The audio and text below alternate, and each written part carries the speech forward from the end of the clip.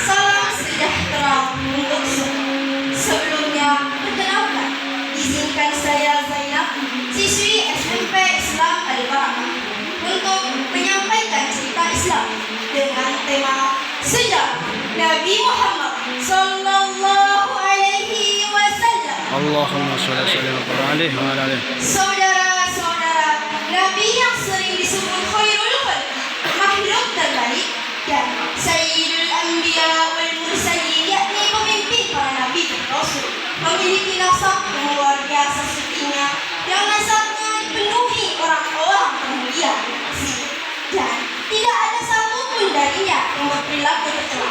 Siapakah dia? Ialah Nabi Muhammad bin Abdullah bin Abdul Muttalib bin Hashim bin Abdi Manaf bin Qusay bin Kilab bin Murrah bin Ka'ab bin Al-Ghalib bin Mihal ila akhirih Nabiullah Adam alaihissalam. Beliau Nabi Muhammad sallallahu alaihi wasallam sebelum diutus menjadi rasul, beliau telah mengetahui bahwa beliau akan diangkat menjadi rasul dengan tanda-tanda yang Allah kirimkan kepadanya. Allah khususkan dengan berbagai kegembiraan dan mukjizat. Misalnya, beliau dapat melihat sinar terang dan cahaya, mendengar ucapan dan salam, namun tidak melihat orang, dan mendengar bebatuan dan pepohonan yang mengandung. Sehingga Nabi Muhammad SAW merasa terasik dan mukjizat.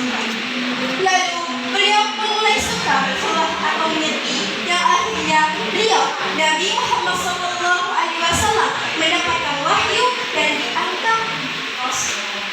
Pada saat beliau berusia 40 tahun, beliau telah menjadi rasul dan memulai dakwahnya dengan cara sedia, yakni sembunyi-sembunyi di kota Mekah, tempat kelahiran Nabi Muhammad SAW yang berlangsung selama 3 tahun.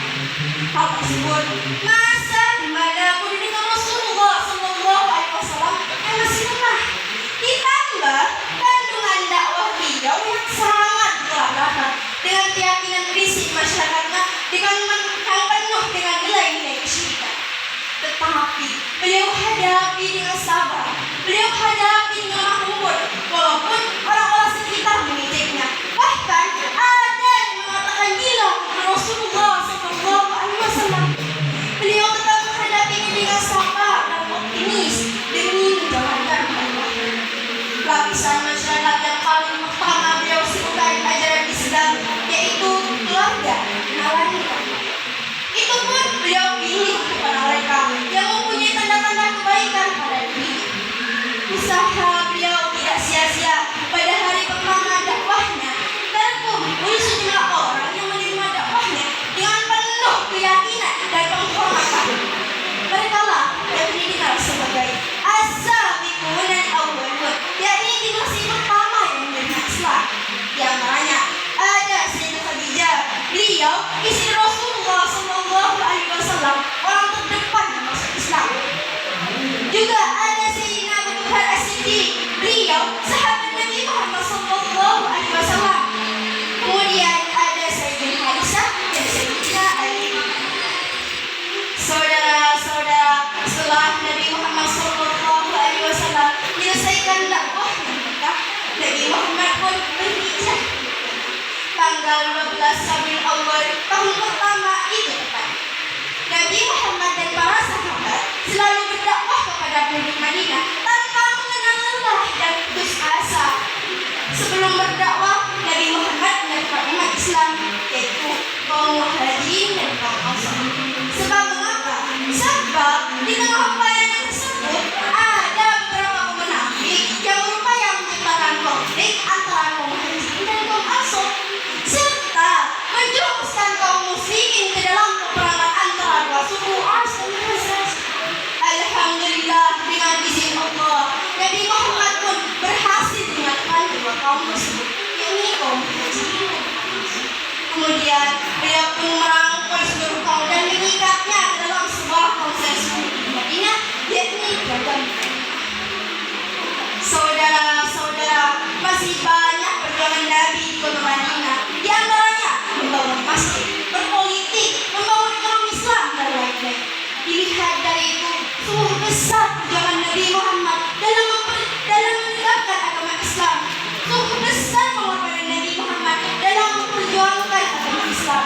Maka dari itu, tidakkah kita sebagai umatnya berusaha untuk memperbaiki diri dan memperkuat iman kita? Tidakkah kita senantiasa menjadikan beliau sebagai pedoman kita dalam membentuk karakteristik yang pantas diterima di hadapan Allah yang Maha Kuasa? Bukankah begitu saudara-saudaraku sekalian? Mari kita beristiqomah untuk saling mengingatkan sesama yang lain dalam melakukan yang hak dan meninggalkan yang batil. Dan jangan sampai lelah untuk berselawat kepadanya, karena itu adalah jalan untuk mendapatkan syafaat darinya pada hari akhir di mana kita pasti membutuhkan. Sekian dari saya, semoga sedikit dari penyampaian saya dapat bermanfaat bagi kita semua. Dan maafkan saya jika terdapat kesalahan dari tutur kata dan ucapan saya. Allahumma sholli ala Sayyidina Muhammad. Allahumma sholli alaihi.